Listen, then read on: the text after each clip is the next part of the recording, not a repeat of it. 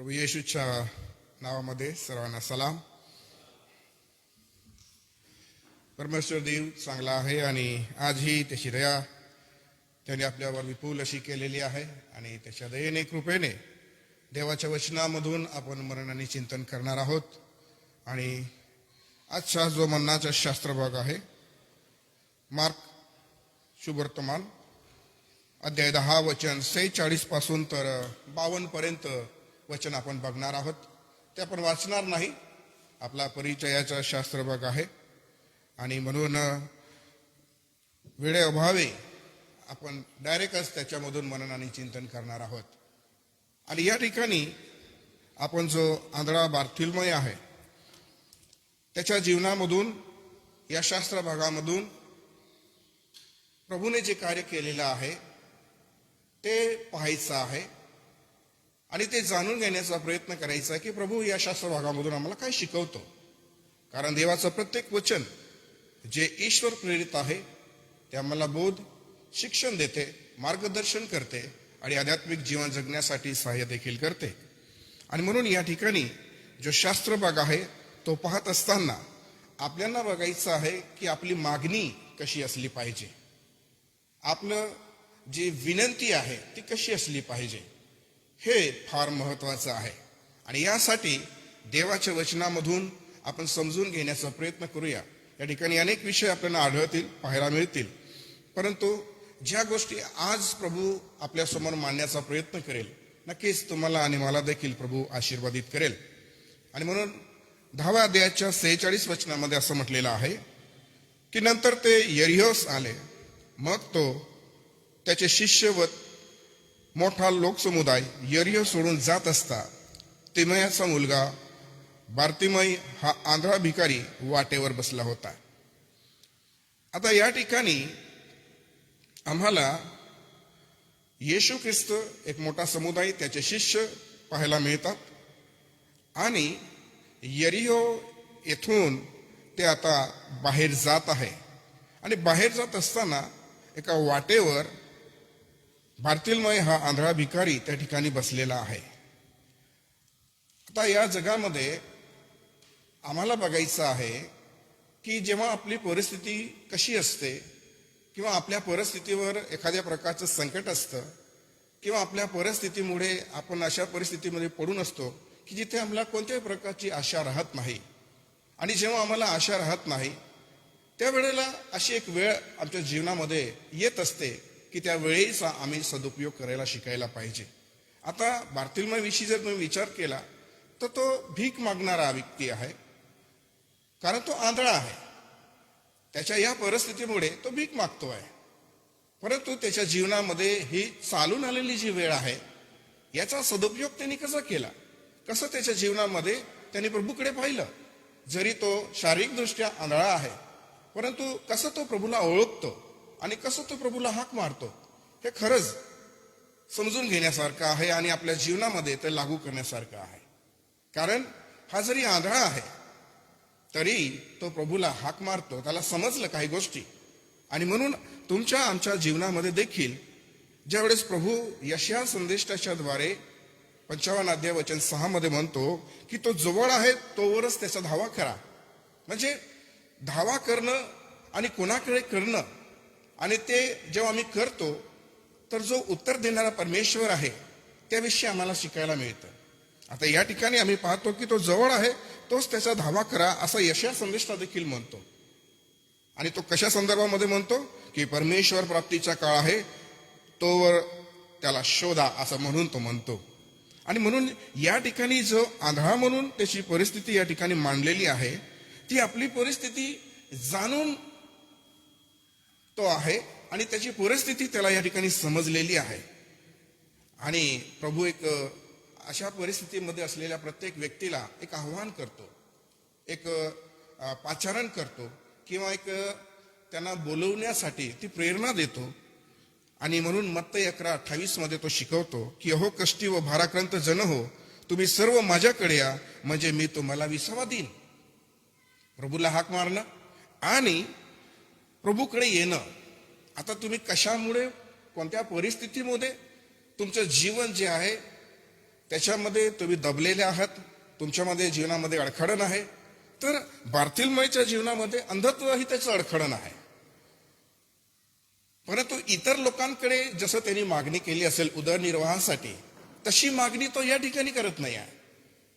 मागणी अनेक लोकांकडे त्यांनी खाण्यासाठी, पैशांसाठी आणि अनेक अशा गोष्टी ज्या त्याच्या उदरनिर्वाहासाठी गरजेच्या होत्या त्यासाठी तो करत असेल. परंतु जेव्हा त्याला ख्रिस्त कळतो किंवा हा ख्रिस्त आहे असं त्याला समजते, तेव्हा त्याची मागणी जी आहे ती बदलते. तुम्हाला आम्हाला प्रभू येशू ख्रिस्ताची जेव्हा ओळख होते, तेव्हा आपल्या परिस्थितीच्या पुढे आम्ही पाहायला शिकायला पाहिजे. आपली परिस्थिती काय आहे, कारण आमची परिस्थिती आम्हाला त्या गोष्टींपर्यंत जाऊ देत नाही जिथे आम्ही पोहोचायला पाहिजे. परंतु बार्थिलमयनी त्याच्या परिस्थितीच्या पुढे पाहण्याचा प्रयत्न केला आणि त्याच्या परिस्थितीच्या पुढे पाहिलं तर त्याने त्या ख्रिस्ताला हाक मारली, त्या तारणाऱ्याला हाक मारली. तो चमत्कार करणारा, तो उत्तम असं कार्य त्याच्या जीवनामध्ये घडवून आणणारा म्हणून त्याच्याकडे त्यांनी पाहिलं. कदाचित इतर लोकांनी जे ते त्याला देऊ शकले नव्हते, आता त्याला कळून चुकलेलं आहे की प्रभू हे माझ्या जीवनामध्ये करणार आहे. आता हे त्याला समजलेलं आहे आणि म्हणून त्याची परिस्थिती त्यांनी जाणून घेतलेली होती आणि याच्या परिस्थितीमधून आता बाहेर पडण्याची वेळ आलेली आहे असं आम्हाला या ठिकाणी पाहायला मिळतं. आणि म्हणून भीक ही जरी त्याची गरज होती, परंतु याच त्याच्या मागण्याच्या या स्वभावामधून एक असं मागणं त्यांनी परमेश्वराकडे केलं की त्याचं जीवन तिथून आम्हाला बदलताना पाहायला मिळतं. आणि म्हणून अनेक वेळेला आमच्या मागण्या प्रभूकडे आम्ही करत असतो, परंतु एक मागणं असं आमच्या जीवनामध्ये पाहायला मिळायला पाहिजे की जिथून आपलं जीवन बदललेलं आहे. यांनी अनेक मागण्या केल्या असेल लोकांकडे, परंतु इथे प्रभूकडे एक मागणं केलं आणि एक मागण्याने त्याचं जीवन बदललेलं आम्हाला पाहायला मिळतं. एवढंच नाही तर तो वाटेवर पडलेला आहे असं म्हटलं आहे. याचा अर्थ काय आहे की ती स्थिती की तो कुठे आहे आणि आपण कुठे आहोत असं त्या ठिकाणी पाहणं गरजेचं आहे. कारण प्रभू खूप चांगलं असं आम्हाला शिकवतो आणि सांगतो की अहो कष्टी आणि भाराक्रांत जण तुम्ही सर्व माझ्याकडे या.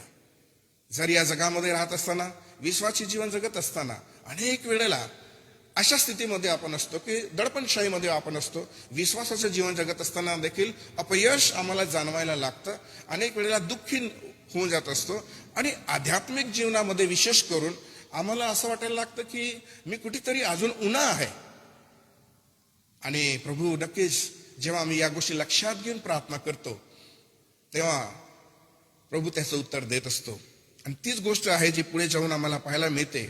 वचन 47 मध्ये तिथे लिहिलं आहे की तेव्हा हा नासरतकर येशू आहे हे ऐकून तो मोठ्याने म्हणू लागला, ओहो दावीद पुत्र येशू, माझ्यावर दया करा.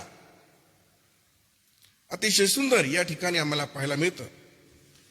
आता तो या ठिकाणी अहो दावीद पुत्र येशू असं जर म्हणतो आहे तर हे एक समजण्याजोगं आहे की त्याला या गोष्टीचं ज्ञान आहे, याला या गोष्टीचा समज आहे की त्याविषयी सांगितलं गेलं आहे पवित्र शास्त्रामध्ये. त्याविषयीचं ज्ञान असताना त्याला हे कळून चुकलेलं आहे की हाच तो तारणारा आहे, हाच तो जीवन परिवर्तित करणारा आहे, हाच पापातून सोडवणारा आहे. आणि म्हणून त्याच्याविषयी जे लिहिलं गेलं होतं यिर्मया 33:15 मध्ये, कदाचित त्याची पुनरावृत्ती आम्हाला या ठिकाणी त्याच्या मनात आणि अंतःकरणात आम्हाला पाहायला मिळते आहे. आणि ते असं म्हटलं आहे की त्या दिवसात व त्या समयी दाविदाला नीतिमत्तेचा एक अंकुर फुटेल, असे मी करीन. त्या देशात न्याय व नीतिमत्ता चालवेल. अशा प्रकारची भविष्यवाणी जेव्हा आम्ही पाहतो तर दाविदाविषयी जेव्हा उल्लेख करून बोललं गेलं तर अशा प्रकारचे विचार त्याच्या मनामध्ये आम्हाला त्या ठिकाणी नक्कीच पाहायला मिळतात. कारण ही भविष्यवाणी त्याच्याविषयी करून घेतलेली आहे किंवा झालेली आहे आणि आता ती पूर्ण होताना ते अनुभवण्यासाठी तो आपल्या जीवनामध्ये देखील ती वाट पाहत आहे. आणि खरोखर हे आम्हाला या ठिकाणी चांगल्या पद्धतीने पाहायला मिळतं की त्याच्या मनात काय आहे असं. आणि म्हणून शास्त्रभाग असं म्हणते की त्यांनी येशूला ओळखले, कारण वचनात लिहिलं आहे तेव्हा हा नासरतकर येशू आहे हे ऐकून असं म्हटलं आहे. आणि म्हणून आपल्याला या ठिकाणी पाहायला मिळतं की येशूला ओळखून घेणं किती चांगलं आहे. येशूला ओळखून घेणं फार महत्वाचं आहे. त्याचं नाव माहिती आहे, अनेक लोक त्याच्या मागे चालत आहे, पण त्याला ओळखणारे सर्वच होते असं नाही आहे. एक मोठा समुदाय त्याच्या संख्या आहे, परंतु एक आंधळा व्यक्ती त्याला ओळखतो, हा नासरतकर येशू आहे असं. आणि ही ओळख आपल्या जीवनामध्ये आम्ही निरंतर एक विश्वासणारे म्हणून बनवून ठेवणं गरजेचं आहे. आणि यासाठी प्रभू आम्हाला शिकवतो की जी ओळख आहे ती असू द्या. प्रभू येशू ख्रिस्ताची जी ओळख आहे, जी ओळख तुम्ही आपल्या मनापासून अंतःकरणापासून करून घेतलेली आहे, ती आपल्या अंतःकरणामध्ये वागवा आणि तिला स्थिर असं ठेवा. कारण हीच ओळख आहे. जेव्हा आम्हाला ही पटली, जेव्हा आम्हाला हे समजलं, तेव्हा ते विश्वासी जीवन जगण्यासाठी, तशी प्रभूला विनंती करण्यासाठी आणि प्रभूच्या मागे चालण्यासाठी प्रभूने आम्हाला ते शिकवलेलं आहे. एवढंच नाही तर पुढे वचनामध्ये तो दयेची याचना करतो आहे. त्याला ओळखणं की हा कोण आहे, आणि त्याच्यानंतर हा तो आहे असं जेव्हा आम्ही समजतो, तर त्याच्याकडे दयेची याचना केली जाऊ शकते. दयेची याचना याच्याकडे केली जाऊ शकते, येशू ख्रिस्ताकडे केली जाऊ शकते. आणि हे खरोखर चांगलं आहे की येशू ख्रिस्ताची ओळख होणं आणि त्याच्याकडे दयेची याचना करणं. आज अनेक लोकांकडे आपण विनवण्या करू शकतो, मागण्या करू शकतो, परंतु खरी दयेची याचनेची गरज मानवाला इथे या ठिकाणी पाहायला मिळते. आणि बर्तलमईच्या जीवनामध्ये आम्ही ते पाहतो की ही दयेची याचना तो करत आहे, कारण त्याला आता विश्वास झालेला आहे की मला इथून या अंधत्वामधून तो बाहेर काढेल. आणि म्हणून आपल्याही जीवनामध्ये अशा स्थिती किंवा अशा परिस्थिती असतात की ज्याच्यामध्ये आम्ही अडकलेलो असेल, कोणाला माहिती नसेल, आमचं वैचारिक आत्मिक जीवन संकटात पडलेलं असेल, तर आम्ही प्रभूला ओळखतो. आणि जर आम्ही प्रभूला ओळखतो तर हा प्रभू आहे जो तिथून आपल्या परिस्थितीमधून आम्हाला बाहेर काढू शकतो. आम्हाला अशक्य वाटणाऱ्या अनेक गोष्टी असेल, कदाचित या ठिकाणी याच्याकडे पाहणारे लोक तेच विचार करत असतील की अरे याच्या जीवनासाठी हे अशक्य आहे, हा कशाला हाक मारतो असं. परंतु आपण प्रभूला ओळखतो आणि आपण प्रभूला ओळखतो आणि प्रभू आपल्याला ओळखतो, तर आम्ही देखील तशी कृती करण्याचा प्रयत्न करत राहायचा आहे. कारण आपल्या या परिस्थितीमध्ये अडखळणे खूप येतील, समस्या खूप येतील, परंतु तिथून बाहेर पडण्यासाठी अनेक वेळेला आम्हाला प्रभूची साह्याची गरज लागते. आज याच्या जीवनामध्ये अंधत्व आहे, या अंधत्वामधून बाहेर पडण्यासाठी तो दयेची याचना करतो आहे. आज आमच्याही परिस्थितीमध्ये, आमच्याही जीवनामध्ये, कुटुंबामध्ये, परिवारामध्ये, समाजामध्ये, मंडळीमध्ये आपलं वैयक्तिक जीवन जगत असताना अनेक अडचणी आपल्याला पाहायला मिळतात. परंतु प्रभू नक्कीच आम्हाला आमच्या आध्यात्मिक जीवनामध्ये जसं सहाय्य करत आलेला आहे आणि आमच्या आध्यात्मिक जीवनाची उन्नती करण्यासाठी तो मदत करत आलेला आहे. आणि त्याच्या या कृतीमुळे, त्याच्या या विश्वासयोग्यतेमुळे आम्हाला ते जीवन जगण्यासाठी तो नेहमी प्रेरित करत असतो. आणि म्हणून ही एक सुंदर बाब किंवा एक सुंदर विषय या ठिकाणी आम्हाला पाहायला मिळतोय की तो दयेची याचना करतो. कारण जो मनुष्य आहे, जो बंधनामध्ये आहे, त्याला दयेची गरज आहे. आपली गरज आहे ती आपण ओळखायला पाहिजे. अनेक गोष्टींच्या मागण्या इतर लोक जगाच्या पद्धतीने मागण्यासाठी प्रयत्न करतात, परंतु आपली गरज नेहमी लक्षात ठेवायची. प्रियानो, जर आपण विषय मनात घेतला तर पाप एक अशी सुटण्याची गरज आहे की ज्यातून आम्ही बाहेर पडायला पाहिजे. आणि पाप अनेक प्रकारचे आहे. काही पाप लोकांना दिसून येतात, परंतु काही पाप दिसत नाही. काही कृती दिसून येते, काही कृती दिसत नाही. आणि म्हणून जीवनामध्ये अनेक प्रकारचे अडखळणं येतात, संकट येतात, अनेक प्रकारच्या परिस्थितीमध्ये आपण पडून राहतो. परंतु आपली गरज जी आहे ती रोज आम्ही स्मरण करायला पाहिजे, आठवण करायला पाहिजे की मला प्रभूच्या साह्याची गरज आहे. एकदा आपण विश्वास ठेवला आणि आम्हाला या गोष्टीची गरज नाही असं होत नाही, तर आम्हाला नेहमी त्याच्याबरोबर विश्वासयोग्यतेने जीवन जगणं फार महत्वाचं आहे. आणि प्रभू ते शिकवतो. आणि आजही जर जे लोक प्रभूवर विश्वास करत नाही, एक विश्वासी कुटुंबामध्ये जरी असले, परंतु विश्वासाने जीवन जगता येत नाही, तर त्या प्रत्येकालाही ही संधी आहे की मला प्रभूच्या दयेची गरज आहे, प्रभूच्या प्रीतीची मला गरज आहे. आणि प्रभू त्याची ही दया आमच्यावर करू इच्छितो.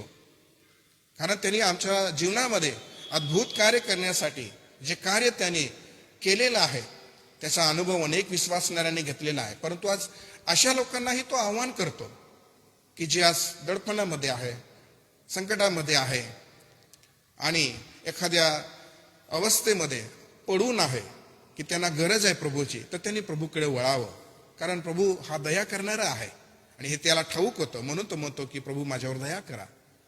त्याला दयेची गरज समजलेली आहे आणि त्यानुसार त्या ठिकाणी तो आपलं मागणं, आपलं विनंती तो देवाकडे करतो आहे.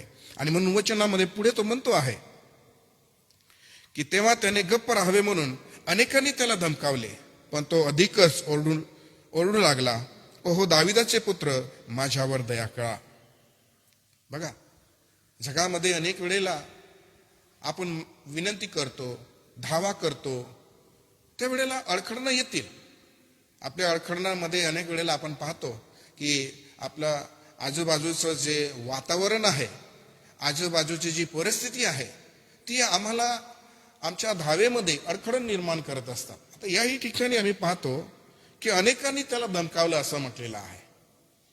आता ते धमकावत का असतील, तर हा त्याच्याकडे काहीतरी पैसे मागणार, नाही का, काहीतरी असं, म्हणजे काहीतरी त्यांच्या मनामध्ये ते विचार असावेत आणि त्यानुसार ते त्याला धमकवण्याचा प्रयत्न करत आहे. आणि एवढ्या लोकांमध्ये हा काय करतो आहे असं ओरडून, आणि म्हणून त्याला त्या ठिकाणी दटावण्याचा प्रयत्न केला जात आहे. परंतु ज्या विश्वासाने तो प्रभूला हाक मारतो आहे, तो विश्वास प्रभू पुढील काही वचनांमध्ये पाहत असतो. आणि म्हणून आपल्याही जीवनामध्ये जेव्हा आपण प्रभूला हाक मारतो, तेव्हा निरंतर आम्ही प्रभूला हाक मारत राहायला पाहिजे असं प्रभू आम्हाला शिकवतो. कारण अडखळणं ही जी आहेत ती थांबणार नाही आहे. आम्ही असा विचार करणार की आमची अडखळणं थांबून जातील तेव्हा आम्ही विनंती करू, असं नाही आहे. परिस्थिती कशी असली, आम्हाला कितीही दबाव आला, आमच्या विनंतीच्या आड कोणतीही परिस्थिती उभी राहिली, तरी आम्ही आमच्या प्रार्थना असेल, प्रभूला हाक मारणं असेल, ती विश्वासयोग्यता असेल, ती थांबायला नको. कदाचित कधी कधी कुटुंबामध्ये पण आम्ही ही परिस्थिती बघतो की जर आम्ही प्रार्थनेला बसलो आहे तर काहीतरी आवाज आपल्या घरामध्ये होत असतात. एक सर्वसाधारण गोष्ट आहे.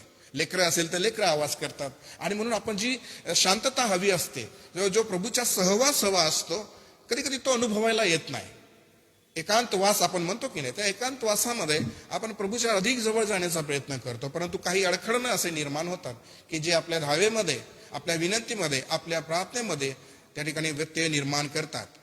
परंतु तरीही त्या गोष्टीकडे लक्ष न देता आपण आपल्या विनंत्या, आपल्या प्रार्थना प्रभूकडे आपण करत राहायला शिकायला पाहिजे. आणि हे वर्तमानच्या जीवनामधून आम्हाला पाहायला मिळत आहे.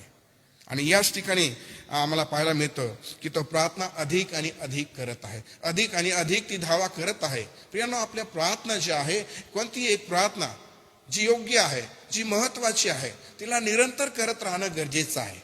एखाद्या व्यक्तीला पाप क्षमेचा अनुभव नसला, परंतु एक विश्वासी, एक धार्मिक जीवन जगण्याचा प्रयत्न तो चांगला करू शकतो, परंतु पाप क्षमा जर नाही आहे तर त्या प्रयत्नाला काहीही फायदा नसतो.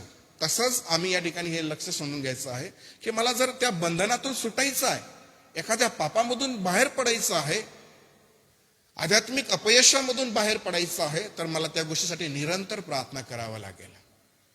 जोपर्यंत प्रभू उत्तर देत नाही तोपर्यंत आम्ही प्रार्थना करत राहणं आपलं काम आहे. कारण काही अशा गोष्टी असतात जे अडखळण निर्माण करतील, परंतु प्रभू ऐकणारा आहे, प्रभू उत्तर देणारा परमेश्वर आहे. कारण तो म्हणतो, मला हाक मार म्हणजे मी तुला उत्तर देईन. आणि अतिशय सुंदर असं प्रभूचं वचन आम्हाला सांगतं. त्याच्यासारखा जो परमेश्वर आहे तो कोणी नाही आहे. तो अनन्य परमेश्वर आहे, तो अतुलनीय परमेश्वर आहे आणि तो आमचं ऐकतो. आणि म्हणून तो ऐकतो तर आपल्या ज्या विनंत्या आहे, आपल्या प्रार्थना आहे, आपल्या परिस्थितीला धरून आपण नित्य आणि रोज करत राहायला पाहिजे प्रियांनो. कारण रोज प्रतिदिवशी आम्ही कधी कोणत्या बंधनामध्ये, कधी कोणत्या अडचणीमध्ये पडणार आहे आम्हाला ठाऊक नाही आहे. आमचे कोणते पाप जे आपल्या जीवनामध्ये अनेक वेळेला राहून जातात, ती आम्हाला पुष्कळ वेळा आपल्या त्या चुकीच्या गोष्टींकडे ओढून नेतील, जगाच्या त्या मलिनतेकडे ओढून नेतील, जिथे आमचा नाश होऊ शकतो. आता यांनी जर लोकांनी दटावलं आहे म्हणून हा जर शांत राहून गेला असता, कदाचित तो पुन्हा त्यांनी ते प्रयत्न केले नसते, तर त्याच्या जीवनामध्ये जे घडणार होतं ते त्यांनी अनुभवलं नसतं, तो अनुभव त्याच्या जीवनामध्ये आला नसता. परंतु परिस्थितीला बाजूला ठेवून, लोकांना बाजूला ठेवून, अडखळणे बाजूला ठेवून तो प्रभूला हाक मारत राहिला. आम्ही पण आपल्या परिस्थितीला घेऊन, लक्षात ठेवून प्रभूला हाक मारत राहायचंय. आपल्या अडखळणाला बाजूला ठेवून प्रभूला हाक मारत राहायचंय. कारण त्याला दृष्टी हवी आहे, त्याचा हा विश्वास आहे की हा प्रभू करू शकतो. तर आमच्या जीवनामध्ये अनेक असे कार्य आहे जे आम्हाला अनुभवण्यासाठी प्रभू ते आमच्या जीवनामध्ये करू शकतो. आणि म्हणून या ठिकाणी आम्हाला पाहायला मिळतं, यिर्मयाचंच एक वचन या 33:3 मध्ये, यिर्मया 33:3 मध्ये त्याने म्हटलं आहे की मला हाक मार म्हणजे मी तुला उत्तर देईन. ही विश्वास योग्यता आहे.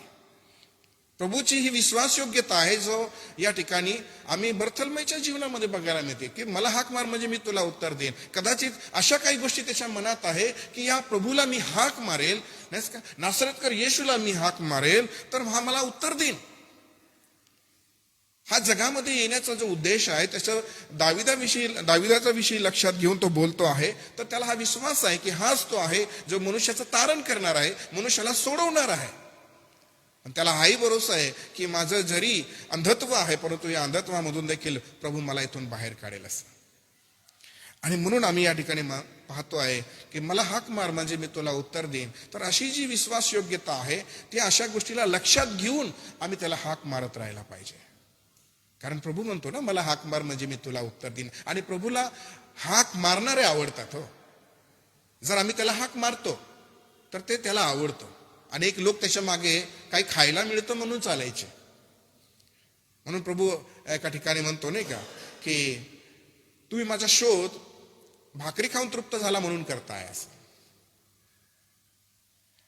आणि म्हणून प्रभूच्या मागे चालणारे जे आहे तो मोठा समुदाय जो आहे तो चिन्ह चमत्कार बघतो आहे. त्यांना खायला मिळतंय म्हणून ते त्याच्या मागे चालत आहे. पण प्रभू असे लोक पण शोधतो जगामध्ये की त्याला विश्वासाने हाक मारतील असं. अडखळण आले तरी ते आपल्या विनंत्यांमध्ये, आपल्या प्रार्थनेमध्ये बदल न करता तीच प्रार्थना वारंवार ते करत आहे. कारण त्यांना ते परिवर्तन हवं आहे त्या परिस्थितीमध्ये. आता याला अंधत्वामध्ये परिवर्तन हवं आहे. कदाचित तो कंटाळून गेलेला व्यक्ती आहे. त्या वाटेवर बसून अनेक लोकांकडे आता तो जीवनासाठी, उदरनिर्वाहासाठी मागणी करतोय. परंतु आता तो जर त्याला दृष्टी झाली तर तो श्रम करून, मेहनत करून खाऊ शकतो.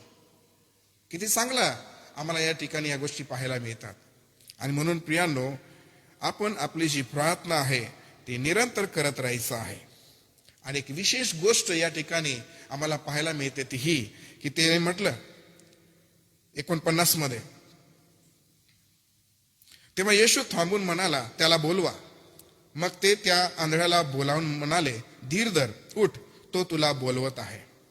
नाही का, तो तुला बोलवत आहे असं. जेव्हा प्रभू तुमची आमची प्रार्थना ऐकतो तेव्हा तो आमच्या जीवनामध्ये उत्तर देतो. एखादी गोष्ट तो रिप्लाय देतो. कारण आम्हाला पाहायला मिळतो तो म्हणतो की मला हाक मार म्हणजे मी तुला उत्तर देईन. म्हणजे जेव्हा आपण प्रभूला विश्वासाने हाक मारतो तर ती विनंती जी आहे ती व्यर्थ जात नाही. आणि योग्य विनंती आहे तर त्याला तो तत्क्षणी आपल्या जीवनामध्ये कार्य करतो. म्हणून विनंती जी आहे ना, ती आपली गरज कोणती आहे ती आम्ही पाहायला पाहिजे. प्रभूला कोणतं मागणं आवडतं ते आम्ही पाहायला पाहिजे. आणि प्रभूला कसं मागणं आम्ही करतो ते आम्ही पाहायला पाहिजे. आणि याच गोष्टी आहे जे या ठिकाणी आम्ही पाहतोय की प्रभूने त्याची विनंती ऐकली. आणि प्रभूने त्या ठिकाणी असलेल्या त्याच्या शिष्यांना, त्याच्या लोकांना म्हटलं की त्याला बोलवा. आता या जगामध्ये तुम्हाला आम्हाला ही ओळख प्रभूने दिलेली आहे की अनेक लोक असे आहे जे सत्याच्या शोधामध्ये आहे, विश्वासाच्या शोधामध्ये आहे. अनेक लोक जे आहे जे अशा परिस्थितीमध्ये पडलेले आहे की त्यांना कोणत्या गोष्टीचा निर्णय घेता येत नाही आहे, आपल्या जीवनामध्ये डिसिजन घेता येत नाही आणि ते जीवन जगण्यासाठी ती प्रेरणा त्यांना मिळत नाही आहे, दबून गेलेले आहे.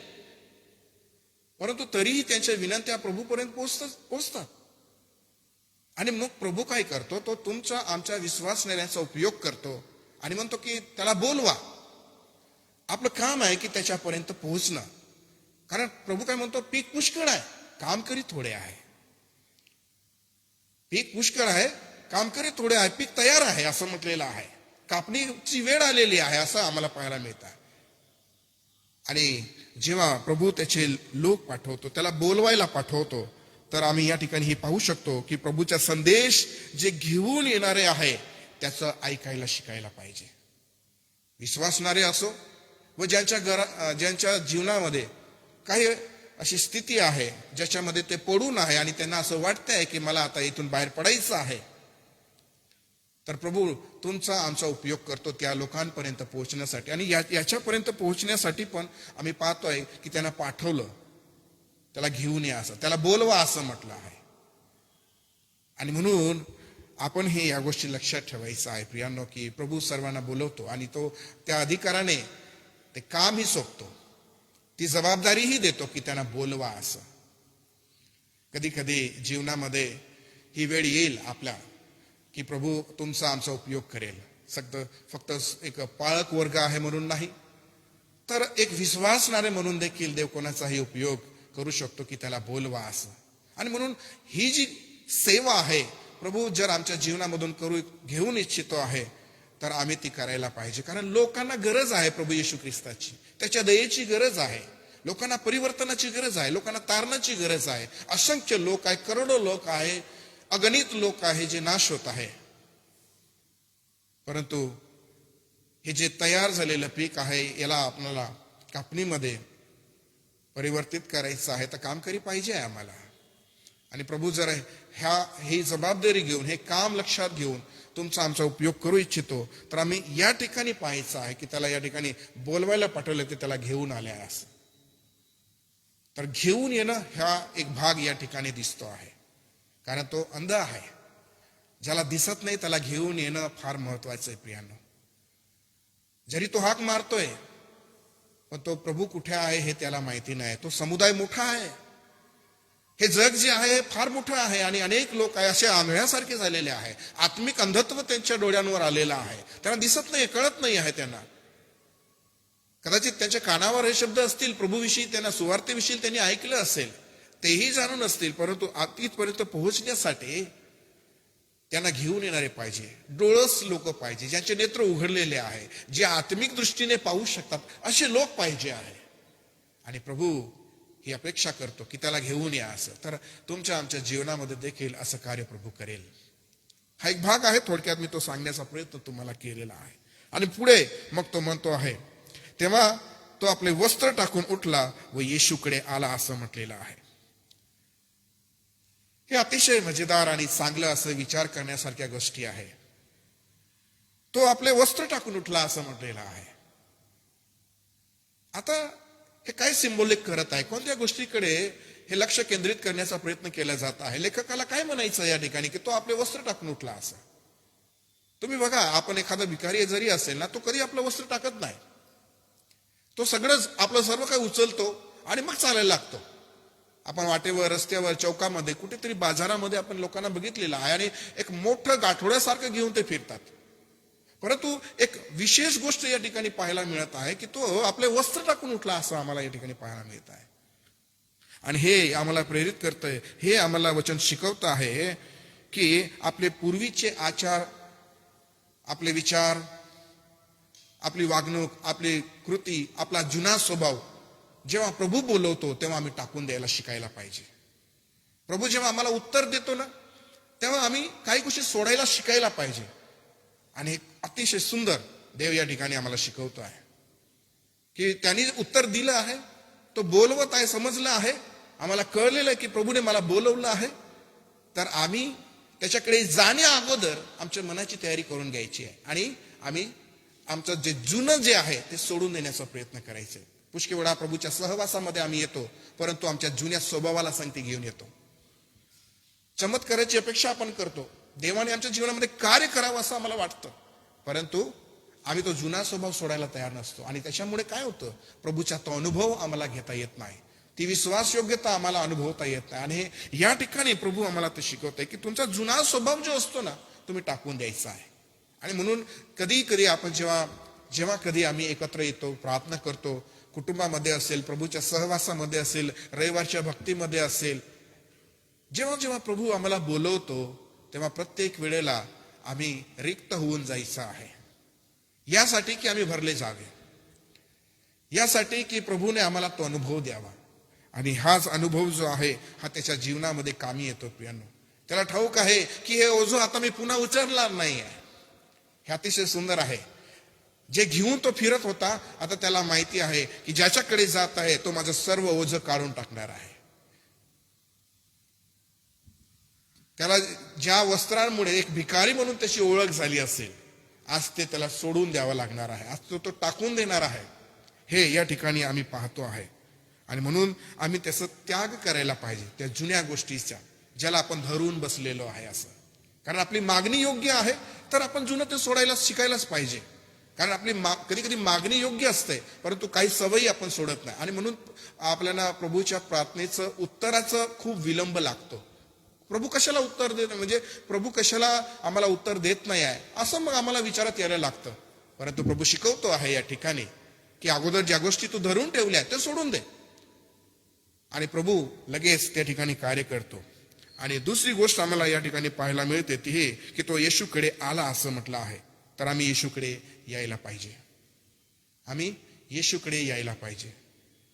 आम्ही कोणीच एक विशेष आहोत असे नाही आहेत. एक विश्वासणारे म्हणून, देवावर विश्वास ठेवून चालणारे म्हणून आम्ही सदोदित नित्य नियमाने प्रभूजवळ येणारे असले पाहिजे. प्रभूच्या सहवासामध्ये आम्ही चालणारे असले पाहिजे. आणि जे प्रभू या ठिकाणी आम्हाला शिकवत आहे, प्रभूकडे येणं किती महत्वाचं आहे हे याच्या जीवनामधून आम्हाला पाहायला मिळणार आहे. जो कोणी प्रभूकडे येतो त्याचं वाईट होतं असं कधी होत नाही प्रियांनो.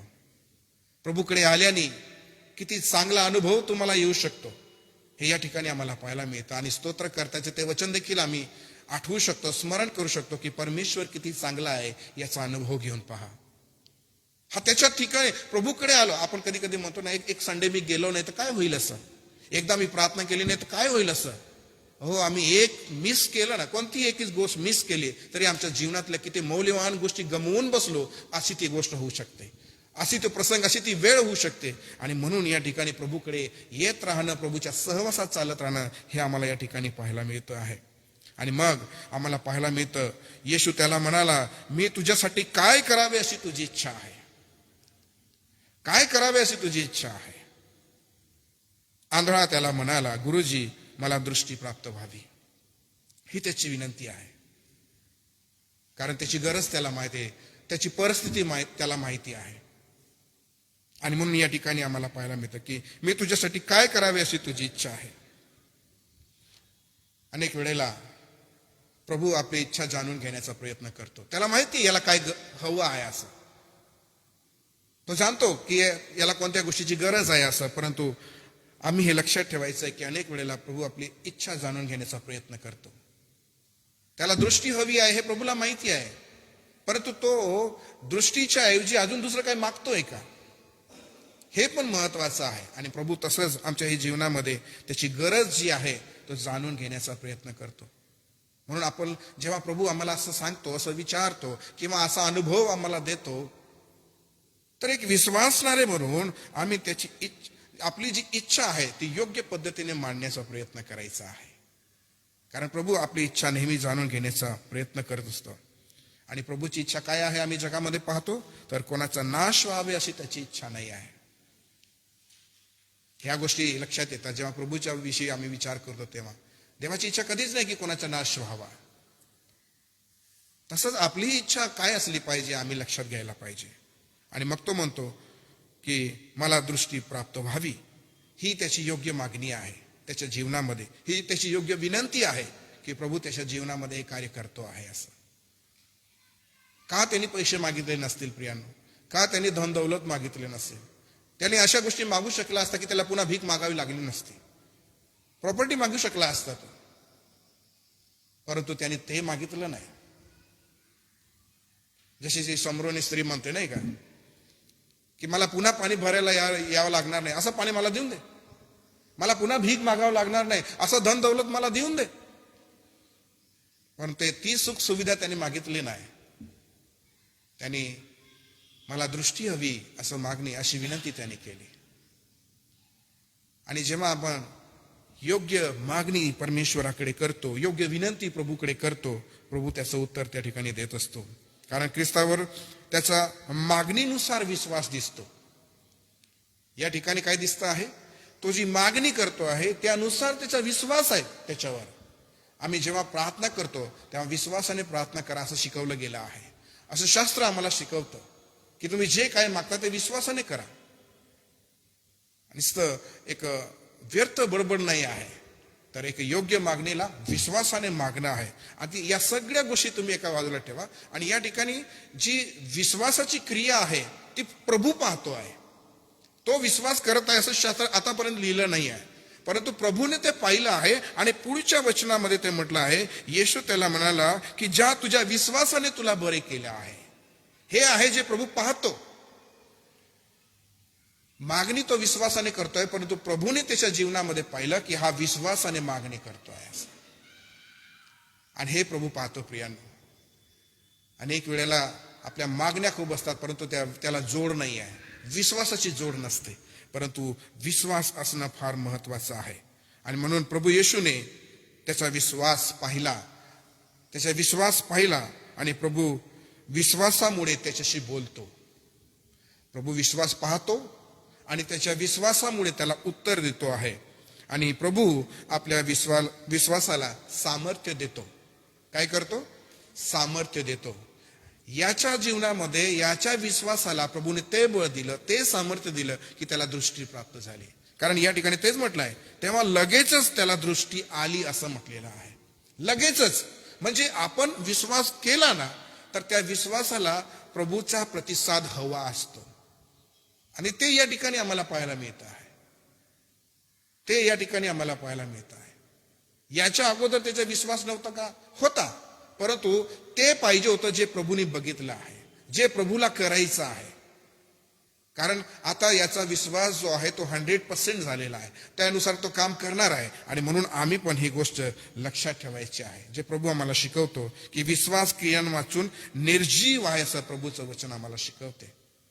परंतु याला बळ प्रभू त्या ठिकाणी देत असतो. आपल्या हे जीवनामध्ये प्रभू हे बळ देईल. आणि म्हणून अनुभव प्रभूच्या मागे चालण्यासाठी सहाय्य करत असतो, है ना. जो अनुभव आहे तो प्रभूच्या मागे चालण्यासाठी सहाय्य करत असतो. आणि ज्या अनुभवातून, ज्या मागणीतून त्याच्या जीवनामध्ये प्रभूने कार्य केलं, तर वचन असं म्हणते, तो वाटेने येशूच्या मागे चालू लागला. आपल्या हे जीवनामध्ये आपल्या मागण्या, आपल्या विनंत्या जेव्हा प्रभू ऐकतो, जाणतो आणि आपल्या जीवनामध्ये तो अनुभव आपल्याला येतो, तेव्हा आपण प्रभूच्या मागे नित्य चालत राहायचं आहे. प्रिय प्रभू कार्य करतो म्हणून त्याला सोडून द्यायचं नाही आहे, तर त्याच्या मागे चालत राहून आपण त्याचा मान सन्मान गौरव त्याला देत राहायचा आहे. आणि जीवनाच्या शेवटापर्यंत विश्वास योग्य राहण्याचा प्रयत्न करायचा आहे. माझा भरोसा आहे, माझा विश्वास आहे की या थोडक्या म्हणण्यामधून प्रभूने तुम्हाला आणि मला आशीर्वादित केलं आहे. थँक्यू.